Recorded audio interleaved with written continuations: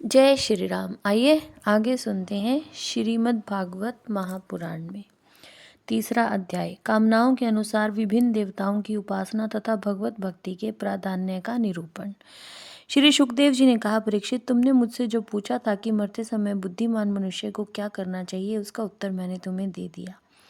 जो ब्रह्म तेज का इच्छुक हो वह बृहस्पति की, जिसे इंद्रियों की विशेष शक्ति की कामना हो वह इंद्र की, और जिसे संतान की लालसा हो वह प्रजापतियों की उपासना करे। जिसे लक्ष्मी चाहिए वह माया देवी की, जिसे तेज चाहिए वह अग्नि की, जिसे धन चाहिए वह वसुओं की, तथा जिस प्रभावशाली पुरुष को वीरता की चाह हो उसे रुद्रों की उपासना करनी चाहिए।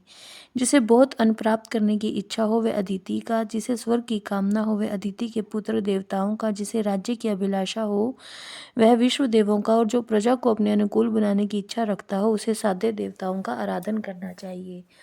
आयु की इच्छा से अश्विनी कुमारों का, पुष्टि की इच्छा से पृथ्वी का, और प्रतिष्ठा की इच्छा हो तो लोक माता पृथ्वी और आकाश का सेवन करना चाहिए। सौंदर्य की चाह से गंधर्वों की, पत्नी की प्राप्ति के लिए उर्वशी अप्सरा की, और सबका स्वामी बनने के लिए ब्रह्मा की आराधना करनी चाहिए। जिसे यश की इच्छा हो वह यज्ञ पुरुष की, जिसे खजाने की लालसा हो वह वरुण की, विद्या प्राप्त करने की आकांक्षा हो तो भगवान शंकर की, और पति पत्नी में परस्पर प्रेम बनाए रखने के लिए पार्वती जी की उपासना करनी चाहिए। धर्म उपार्जन करने के लिए विष्णु भगवान की, वंश परंपरा की रक्षा के लिए पितरों की, बाधाओं से बचने के लिए यक्षों की, और बलवान होने के लिए मरुदगणों की आराधना करनी चाहिए। राज्य के लिए मनवंतरों के अधिपति देवों को, अभिचार के लिए निरृति को, भोगों के लिए चंद्रमा को, और निष्कामता प्राप्त करने के लिए परम पुरुष नारायण को भजना चाहिए। और जो बुद्धिमान पुरुष है वो चाहे निष्काम हो, समस्त कामनाओं से युक्त हो अथवा मोक्ष चाहता हो, उसे तो तीव्र भक्ति योग के द्वारा केवल पुरुषोत्तम भगवान की ही आराधना करनी चाहिए।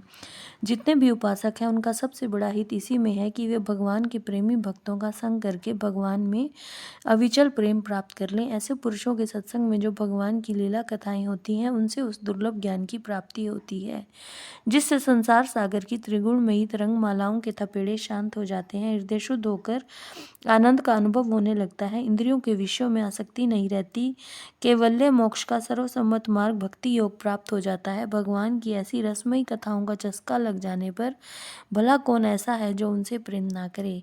शौनक जी ने कहा, सूत जी, राजा परीक्षित ने सुखदेव जी को यह बात सुनकर उनसे और क्या पूछा। वे तो सर्वज्ञ होने के साथ साथ मधुर वर्णन करने में भी बड़े निपुण थे। सूत जी, आप तो सब कुछ जानते हैं, हम लोग उनकी वह बातचीत बड़े प्रेम से सुनना चाहते हैं, आप कृपा करके अवश्य सुनाइए, क्योंकि संतों की सभा में ऐसी ही बातें होती हैं जिनका पर्यवसान भगवान की रसमयी लीला कथा में ही होता है। पांडुनंदन महारथी राजा परीक्षित बड़े भगवत भक्त थे। बाल्यावस्था में खिलौनों से खेलते समय भी वे श्री कृष्ण लीला का ही रस लेते थे। भगवान में श्री सुखदेव जी भी जन्म से ही भगवत परायण हैं। ऐसे संतों के सत्संग में भगवान के मंगलमय गुणों की दिव्य चर्चा अवश्य ही हुई होगी।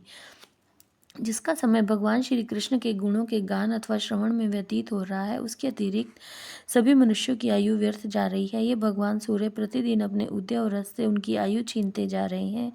क्या वृक्ष नहीं जीते? क्या लुहार की धोकनी सांस नहीं लेती? गांव के अन्य पालतू पशु क्या मनुष्य पशु की ही तरह खाते पीते हैं?